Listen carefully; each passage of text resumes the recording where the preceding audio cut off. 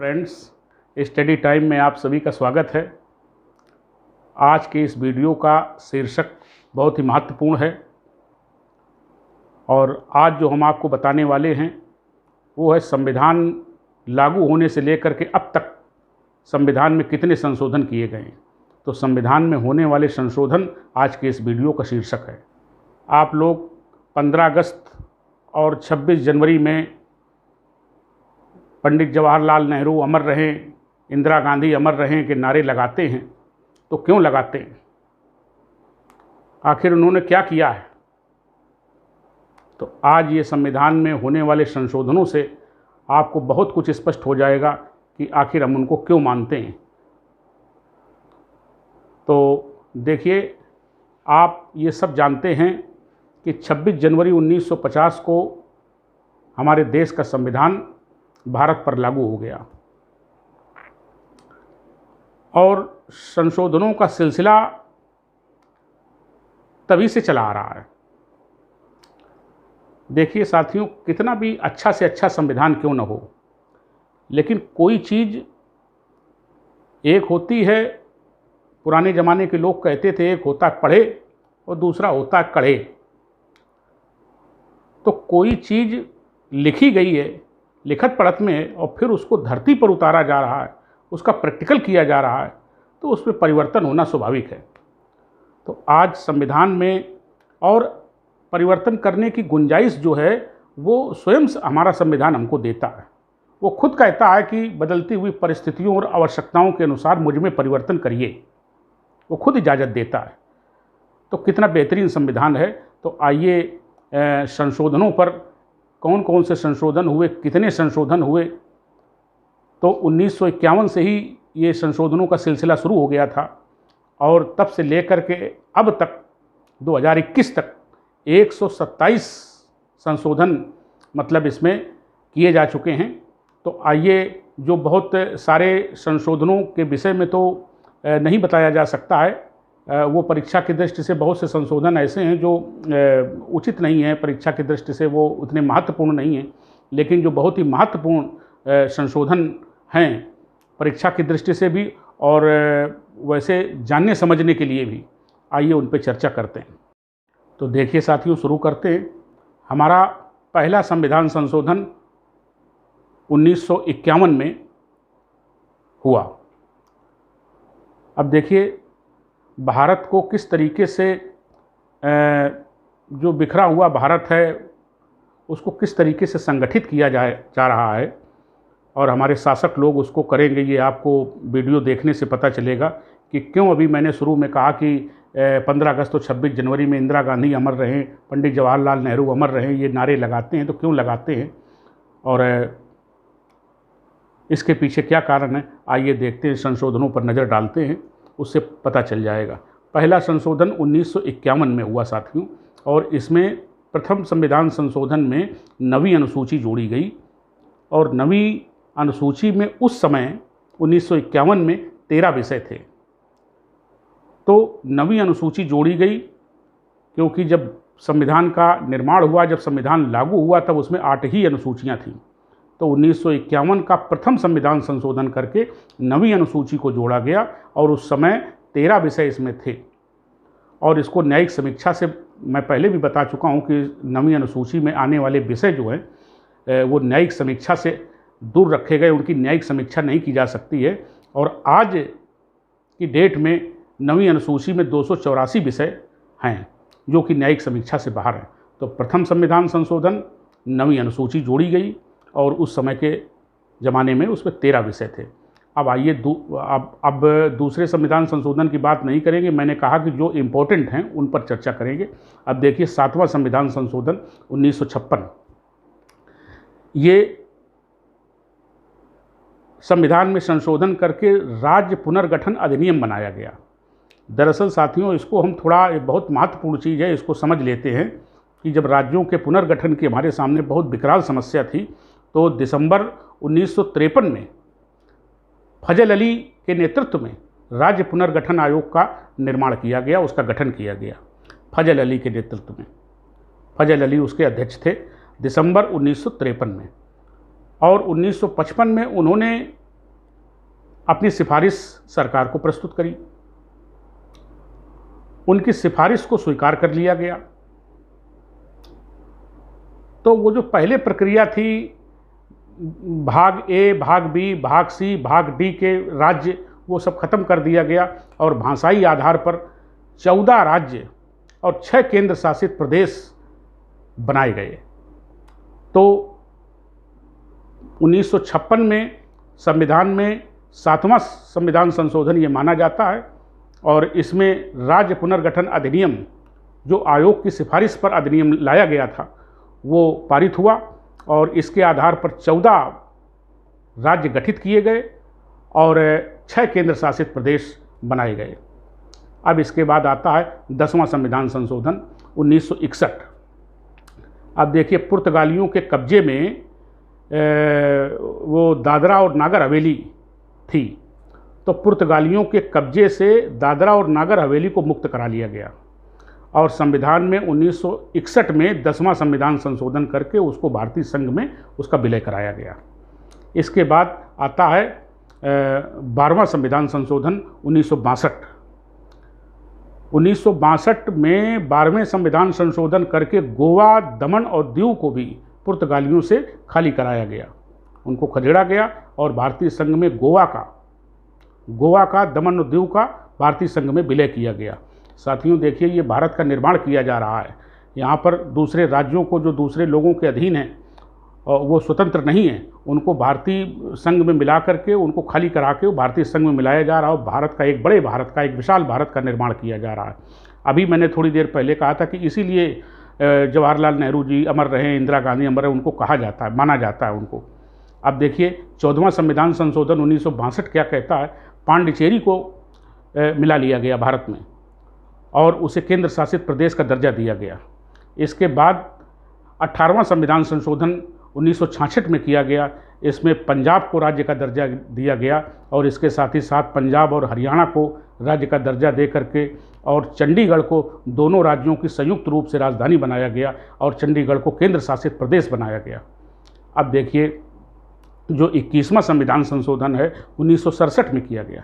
अब 21वें में क्या है कि जब पंजाब और हरियाणा को राज्य बनाया गया तो पंजाब और हरियाणा में सिंधी भाषा बोली जाती है, तो सिंधी भाषा को 21वें संविधान संशोधन 1967 में सिंधी भाषा को संविधान में दर्जा दिया गया और 8वीं अनुसूची में सिंधी भाषा जोड़ी गई। इसके बाद अब आता है 36वां संविधान संशोधन। 36वें संविधान संशोधन ये 1975 में हुआ। 1975 में सिक्किम को राज्य का दर्जा दिया गया और 35वें संविधान संशोधन जो इसके जस्ट पहले हुआ उसमें सिक्किम को सह राज्य का दर्जा दिया गया था और इसके बाद 36वें संविधान संशोधन में सिक्किम को पूर्ण राज्य का दर्जा दे करके उसको भारत में मिला लिया गया। अब देखिए, यहाँ पर थोड़ा सा मैं चीन को जोड़ना चाहता हूँ। आज चीन क्यों चिल्लाता रहता है कि कहीं अरुणाचल प्रदेश में अपना दावा प्रस्तुत करता है, कहीं सिक्किम में अपना दावा प्रस्तुत करता है, कहीं सियाचिन में अपना दावा प्रस्तुत करता है, तो कई लद्दाख में के कुछ क्षेत्रों में अपना दावा प्रस्तुत करता है। सीमा संबंधी भारत के साथ में आज उसके विवाद गहरा गए हैं। कारण क्या है कि वो जो शुरुआती दौर था जब चीनी गणराज्य का निर्माण हुआ था 1949 में, जब वहाँ क्रांति हुई थी और चीनी गणराज्य बना, तो चीन ने अपने आप को विश्व से अलग थलग रखा, वो किसी से मतलब नहीं रखता था। अब वो शोर मचाता फिरता है कि हमारा यहाँ कब्जा है, हमारा वहाँ कब्जा है, ये हमारा भाग है, ये मतलब इस तरीके की बातें करता रहता है। तो अब देखिए, 36वें जो संविधान संशोधन किया गया उसमें सिक्किम को मतलब भारतीय संघ में उसको राज्य का दर्जा दे करके उसको मिला लिया गया। इसके बाद में अब 36वें के बाद डायरेक्ट 42वां संविधान संशोधन आता है जो 1976 में किया गया।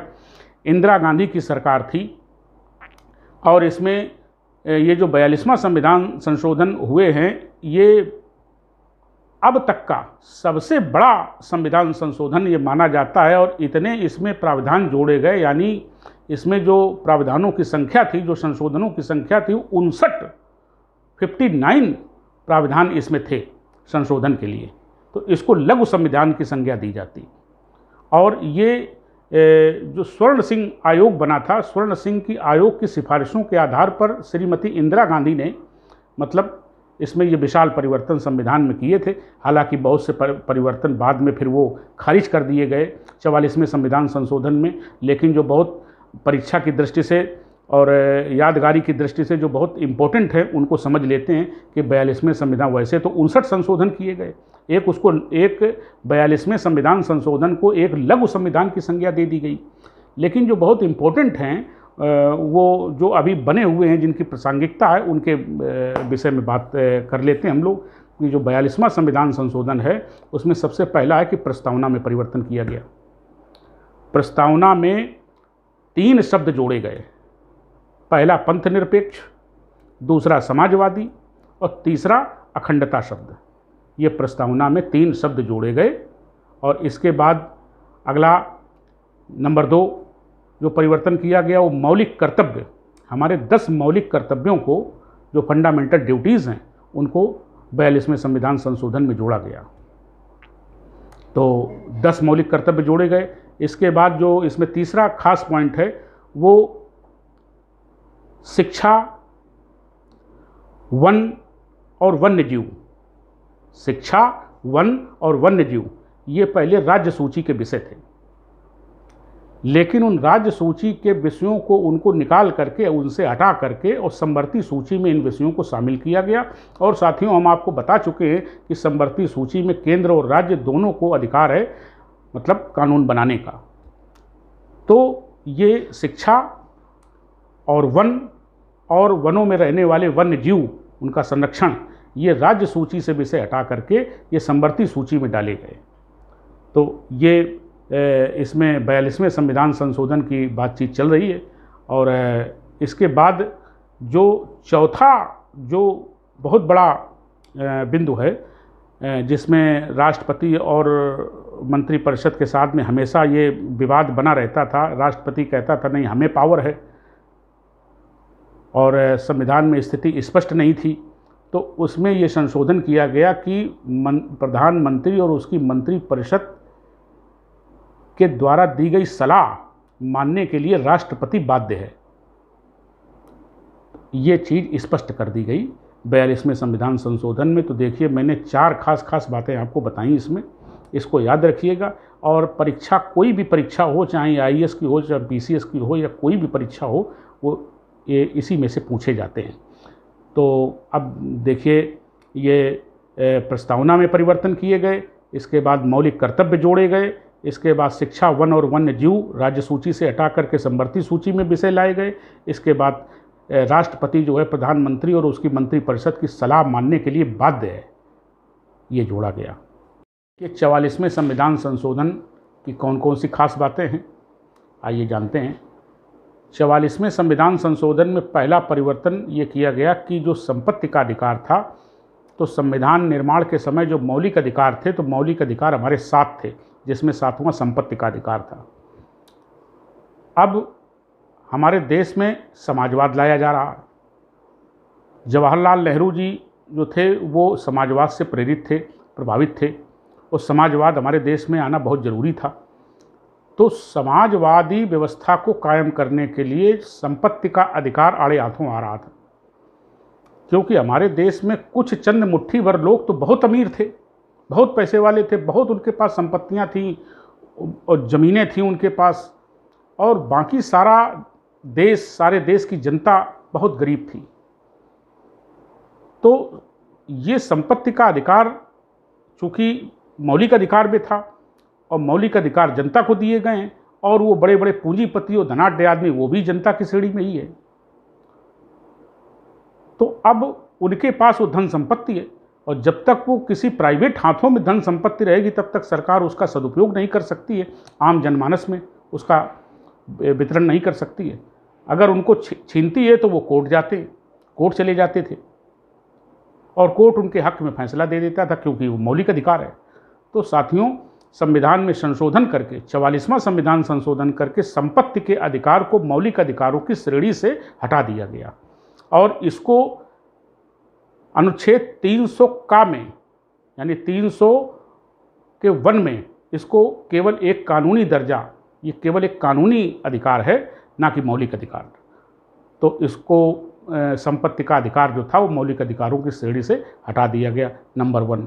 अब इसके बाद नंबर 2 कि राष्ट्रपति जब आपात की घोषणा करेगा, राष्ट्रपति जब आपात की घोषणा करेगा तो पहले शब्द था कि आंतरिक अशांति के आधार पर आपात की घोषणा कर सकता है, लेकिन आंतरिक अशांति को हटा दिया गया और सशस्त्र विद्रोह शब्द उसमें जोड़ा गया कि जब राष्ट्रपति आपात की घोषणा करेगा तो वो सशस्त्र विद्रोह के आधार पर करेगा। देखिए शब्दों का कितना बड़ा महत्व है, शब्द का खेल है, और शब्द से अर्थ के अनर्थ लगाए जाते हैं। आज आप देखिए कि आज मीडिया जो है वो शब्दों की जादूगरी से किस प्रकार से पूरे देश की पब्लिक को उसने गुमराह कर रखा है, अपने शब्दों की जादूगरी से। तो आप देखिए इसमें भी शब्दों का कितना बड़ा महत्व है कि पहले आंतरिक अशांति और सशस्त्र विद्रोह की जब परिभाषा दी जाएगी तो ये अलग अलग परिभाषाएं इसकी बनेंगी जाके। तो राष्ट्रपति जब आपात की घोषणा करेगा तो वो सशस्त्र विद्रोह के आधार पर करेगा, ना कि आंतरिक अशांति। तो आंतरिक अशांति शब्द को हटा करके सशस्त्र विद्रोह जोड़ा गया। अब इसके बाद तीसरा महत्वपूर्ण परिवर्तन क्या किया गया कि 42वें संविधान संशोधन में आपने देखा था कि उसमें राष्ट्रपति को मंत्रिपरिषद की सलाह मानने के लिए बाध्य किया गया था, लेकिन इस विषय पर बड़ी बहस हुई होगी उस ज़माने में और बड़ा चिंतन मनन हुआ होगा, और 44वें संविधान संशोधन में राष्ट्रपति को ये शक्ति दी गई कि यदि किसी विधेयक से वो असहमत है तो वो सदन में उसे पुनर्विचार के लिए वापस भेज सकता है। और ये एक बहुत बड़ी शक्ति होती है कि राष्ट्रपति के द्वारा विधेयक पुनर्विचार के लिए भेजा जाना, तो वो चिंतन का विषय फिर सदन के लिए बन जाता है। तो इसीलिए हम अपने भारत के राष्ट्रपति को महज एक रबर स्टाम्प की संज्ञा नहीं दे सकते। तो ये साथियों 44वें संविधान संशोधन में परिवर्तन ये किए गए, और ये ऐसे परिवर्तन, ऐसे संशोधन मैं आपको बता रहा हूँ जो हमेशा परीक्षाओं में पूछे जाते हैं, चाहे वो रेलवे की हो, चाहे वो बैंक की हो, चाहे वो एसएससी की हो, चाहे वो आईएएस की हो या पीसीएस की हो परीक्षा। ये संशोधन हमेशा पूछे जाते हैं और बेहद महत्वपूर्ण है। अब इसके बाद जो अगला 44वें के बाद अब हम सीधे डायरेक्ट 52वें 52 अमेंडमेंट पर आते हैं। तो 52वां संविधान संशोधन 1985 में किया गया, और इसमें क्या किया गया कि देखिए साथियों, मैंने आपको पहले बताया था कि जब संविधान का निर्माण हुआ था तो केवल 8 अनुसूचियाँ थीं। 1951 में 9वीं अनुसूची जोड़ी गई। अब देखिए ये जो 52वां संविधान संशोधन है जो 1985 में किया जा रहा है, इसमें 10वीं अनुसूची जोड़ी जा रही है। तो अब 1985 तक संविधान में 10 अनुसूचियाँ हो जाती हैं। ये 52वें संविधान संशोधन में एक 10वीं अनुसूची जोड़ी गई, और उस 10वीं अनुसूची का जो विषय है वो दलबदल कानून पर आधारित है। जो लोग ये एक लोकतंत्र के साथ बहुत बड़ा धोखा नेता करता है कि वो जिस राजनीतिक दल की जनता ने उसे जिताया है और वो जीत करके आया है, दूसरी पब्लिक ने उसे जिताया, जीत करके आया, और पब्लिक ने अपेक्षाएं करके कि ये हमारा प्रतिनिधि, हम इसको प्रतिनिधि चुन रहे हैं, ये हमारी बात वहाँ रखेगा सदन में जा करके, और वो उस सारी जनता से जिसका वोट लेकर के वो जीत करके आया है उससे पूरा सब धोखा करता है, और धोखा करके उसके साथ दगाबाजी करके और यहाँ आकर के अपना दल बदल लेता है और दूसरे दल में चला जाता है केवल पद के लालच में। तो अब साथियों यहाँ देखिए कि कितनी बड़ी जनता ने उसको जिताया।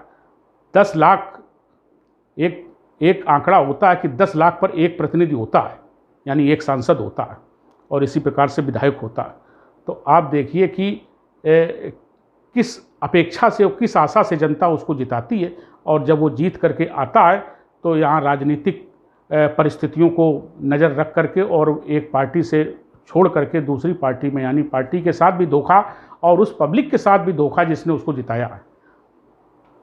तो ये बहुत बड़ी दगाबाजी और धोखेबाजी है, लोकतंत्र के साथ धोखेबाजी है। तो इसको बड़ी गंभीरता से लिया गया। तो 10वीं अनुसूची जोड़ करके दलबदल कानून के प्रावधान उसमें किए गए और इस पे नियम बनाए गए कि अगर कोई छोड़ना चाहता है तो किन किन आधारों पे वो छोड़ सकता है। ये उसमें सारे प्रावधान दलबदल कानून से संबंधित हैं।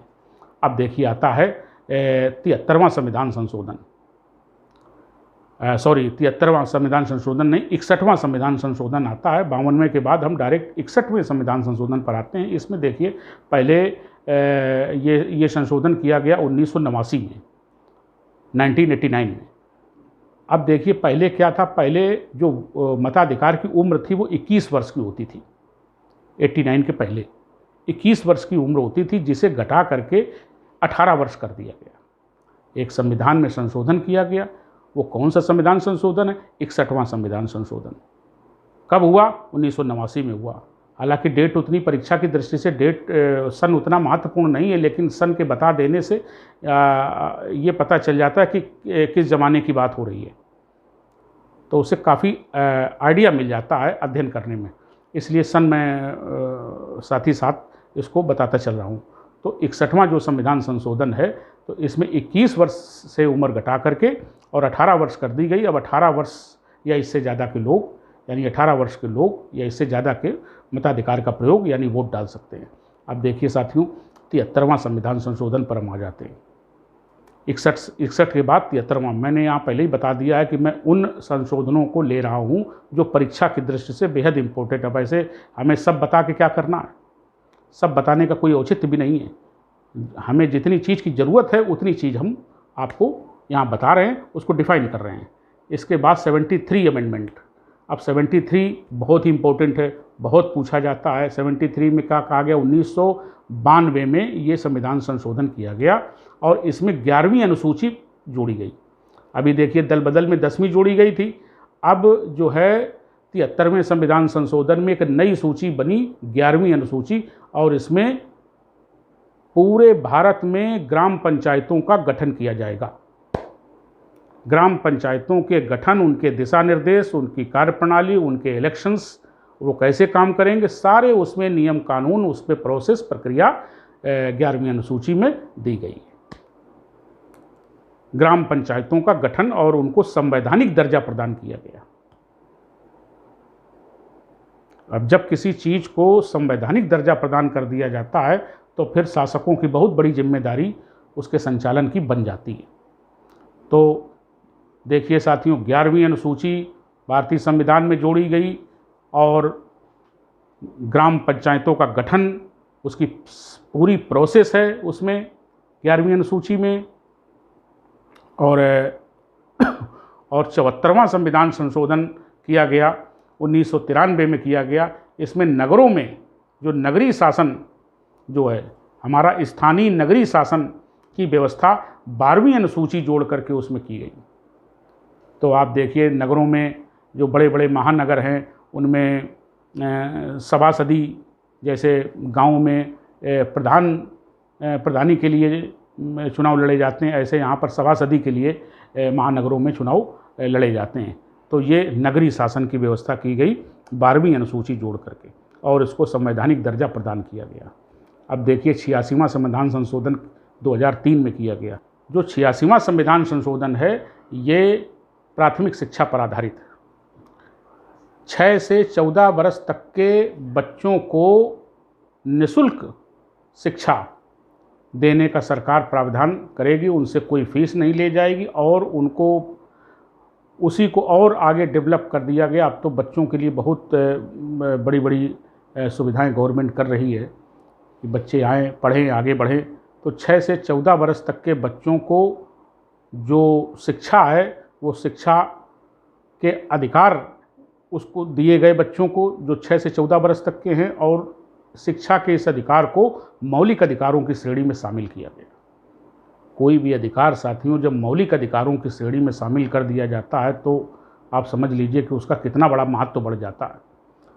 तो ये शिक्षा का अधिकार 86वां संविधान संशोधन जो है, ये प्राथमिक शिक्षा 6 से 14 वर्ष तक के बच्चों के लिए ये अधिकार जो है मौलिक अधिकारों की श्रेणी में है और इसमें निःशुल्क शिक्षा दी जाएगी, कोई बच्चा फेल नहीं किया जाएगा, बच्चों को विद्यालय में ही भोजन की व्यवस्था की जाएगी, बच्चों को कापी जो किताबें बुक्स हैं वो फ्री में दी जाएंगी, उनको बैग जो झोला हैं उनके बैग्स हैं वो उनको फ्री में दिए जाएंगे, सरकार द्वारा दिए जाएंगे।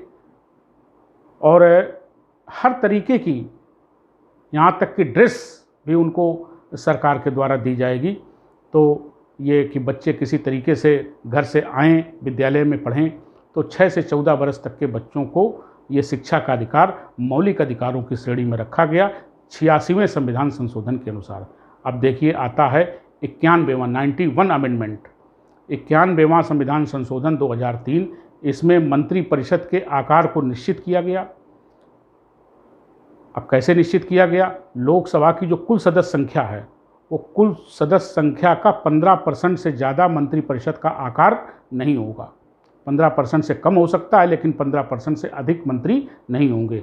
यही व्यवस्था राज्यों के विधानसभाओं से की गई कि उसमें भी उनकी विधानसभाओं की कुल सदस्य संख्या का 15% मंत्रिपरिषद से अधिक आकार नहीं होगा और जहाँ छोटे राज्य हैं वहाँ पर अधिक से अधिक 12 मंत्री हो सकते हैं। ये जो 91वां संविधान संशोधन है उसमें ये व्यवस्था की गई। आइए 92वां संविधान संशोधन 92 अमेंडमेंट क्या है, 2003 में किया गया। 8वीं अनुसूची में कुछ भाषाएं जोड़ी गईं। ये कौन सी भाषाएं थीं? बोडो भाषा, डोंगरी, मैथिली और संथाली, ये 4 भाषाएं 8वीं अनुसूची में जोड़ी गईं। तो आज की तारीख में 8वीं अनुसूची में भारत की वो भाषाएं जिनको संवैधानिक दर्जा प्राप्त है वो कितनी हैं? 22 हो गई हैं। 22 भाषाओं को संवैधानिक दर्जा प्राप्त है हमारे देश में। तो ये 52वां संविधान संशोधन है जिसमें इकट्ठे 4 भाषाएं जोड़ी गई थी। तो आइए साथियों अब डायरेक्ट आता है 103वां संविधान संशोधन 2019। ये जैन समुदाय को अल्पसंख्यक का दर्जा इसमें दे दिया गया है। ये बिल काफ़ी पेंडिंग में पड़ा रहा लेकिन ये बिल अब पास हो चुका है। तो जैन समुदाय को अल्पसंख्यक का दर्जा प्राप्त हो चुका है। हमारे भारत में जैनियों की संख्या बहुत कम है, जैसे सिख हैं और मुस्लिम हैं, इसी प्रकार से जैन बहुत थोड़ी मात्रा में हैं। तो उनको एक अमेंडमेंट करके जो 103वां अमेंडमेंट है उसमें जैन समुदाय को अल्पसंख्यक होने का दर्जा उनको प्राप्त हो गया। इसके बाद 108वां संविधान संशोधन 2008 में किया गया।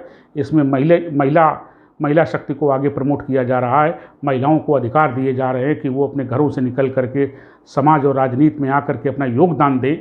तो देखिए अब महिलाओं को किस प्रकार से प्रमोट किया जा रहा है। 108वां संविधान संशोधन 2008 में क्या किया गया कि महिलाओं को लोकसभा और राज्यों की विधानसभाओं में 33% का रिजर्वेशन उनको दिया गया कि 33% सीटें जो है वो महिलाओं को जो प्रत्याशी उनको बनाया जाएगा, उनको टिकट दिए जाएंगे, राजनीतिक दल उनको देंगे 33%। तो 33% भागीदारी सुनिश्चित की गई है। वो जीत करके कितनी आती हैं वो एक अलग बात है, लेकिन 33% उनको उनकी भागीदारी इसमें अमेंडमेंट में सुनिश्चित की गई है। इसके बाद 109वां संविधान संशोधन 2009 भी महिला सशक्तिकरण पर ही आधारित है साथियों। और इसमें पंचायतों में जो पंचायत के चुनाव होते हैं, ग्राम पंचायत के चुनाव, उसमें 33 से 50% तक उनको महिलाओं को चुनाव में खड़ा किया जाएगा, उनको प्रत्याशी बनाया जाएगा। और इसके बाद 110वां संविधान संशोधन हमारा आता है 2009। इसमें शहरों में जो चुनाव होते हैं, स्थानीय निकाय के चुनाव होते हैं, इसमें भी महिलाओं को 33 से 50% तक उनको जो है उनकी सीटें रिजर्व की गई हैं। और 115वां संविधान संशोधन जो 2011 है उसमें जीएसटी को भारत में लागू करने के लिए एक प्राधिकरण की स्थापना की जाएगी, एक आयोग की स्थापना की जाएगी। और वो प्राधिकरण जो है वो जीएसटी को किस प्रकार से लगाया जाए, किन किन वस्तुओं पर कितनी % की जीएसटी लगाई जाए, ये उसकी सारा प्रोसीजर जो है उसको वो बनाएगा और फिर सरकार को अपनी सिफारिशें प्रस्तुत करेगा। तो साथियों 115वां संविधान संशोधन 2011 में जीएसटी को लागू करने के लिए एक प्राधिकरण की व्यवस्था, एक प्राधिकरण का गठन करने का प्रावधान किया गया है। इसके बाद आता है 117वां संविधान संशोधन 2012 में SC/ST के लिए पदोन्नत कोटे में आरक्षण की व्यवस्था का प्रावधान किया गया है। हालांकि ये बिल अभी पास नहीं हो सका है, ये पेंडिंग में है। बीजेपी ने इस पर कोई अभी एक्शन नहीं लिया है, इसलिए ये पेंडिंग में है साथियों। लेकिन 117वां संविधान संशोधन के अंतर्गत ये व्यवस्था पदोन्नत कोटे में आरक्षण की है। अब इसके बाद अगला आता है 123वां संविधान संशोधन 2017। अब ये इसके अंतर्गत एक राष्ट्रीय पिछड़ा वर्ग आयोग का गठन होगा और उसको संवैधानिक दर्जा प्रदान किया जाएगा। राष्ट्रीय पिछड़ा वर्ग आयोग को संवैधानिक दर्जा प्रदान किया गया 123वें संविधान संशोधन। अब देखिए आगे बढ़ते हुए 124वें संविधान संशोधन पर हम लोग चर्चा करते हैं। ये सभी नए संशोधन हैं, बिल्कुल लेटेस्ट हैं और परीक्षा की दृष्टि से भी बेहद इम्पोर्टेंट हैं। तो देखिए 124वें संविधान संशोधन में क्या प्रावधान किए गए, आइए जानते हैं।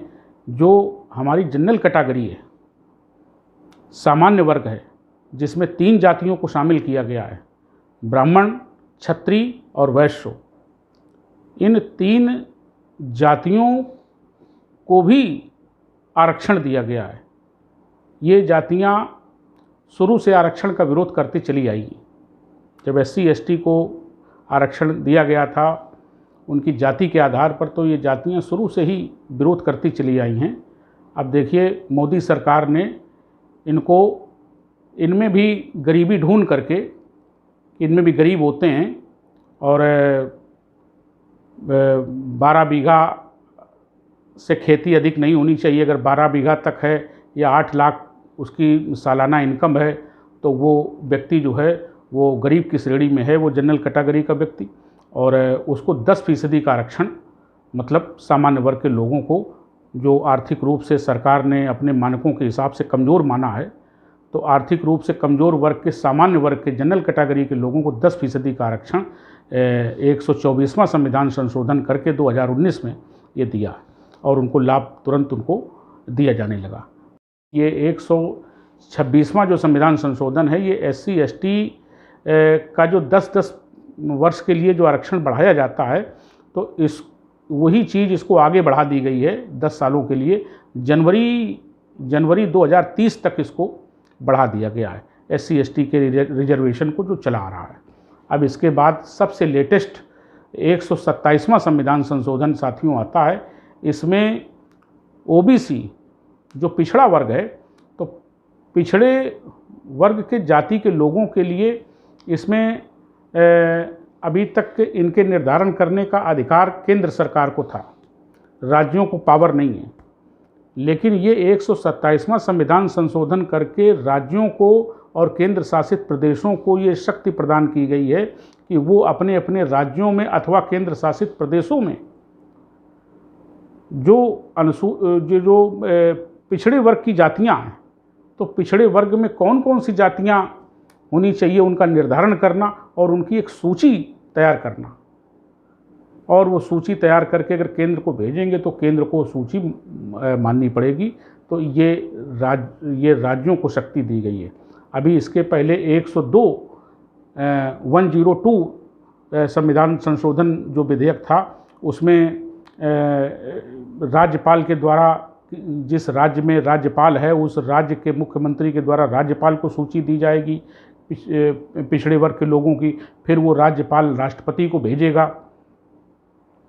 फिर उसका निर्धारण होगा। तो इसमें राज्यों के पास पावर नहीं थी। केंद्र उसको परिवर्तन कर सकता है, केंद्र उसको चाहे तो माने चाहे तो न माने, ये केंद्र पर निर्भर है। लेकिन अब ये 127वां संविधान संशोधन 2021 में जो हुआ है, इसमें राज्यों को अथवा केंद्र शासित प्रदेशों को पिछड़े वर्ग की जातियों का निर्धारण करने की शक्ति, कि कौन सी जातियां पिछड़े वर्ग में आती हैं, और इसके साथ साथ उनकी सूची तैयार करने की शक्ति जो है वो दी गई है राज्यों को। उनको शक्ति बहाल की गई है और वो सूची बना के भेजेंगे तो केंद्र को वो माननी पड़ेगी। तो 127वां संविधान संशोधन। इसके बाद ये सबसे लास्ट का है साथियों। इसके बाद अभी 128वां संविधान संशोधन नहीं हुआ है। तो साथियों बिल्कुल मैंने शुरू से शुरू किया और आज तक की सिचुएशन संविधान संशोधन की मैंने आपको बताई। मुझे उम्मीद है कि आप इससे ज़रूर लाभान्वित होंगे। और आज का वीडियो यहीं तक। अब मुझे आज्ञा दीजिए। नमस्कार।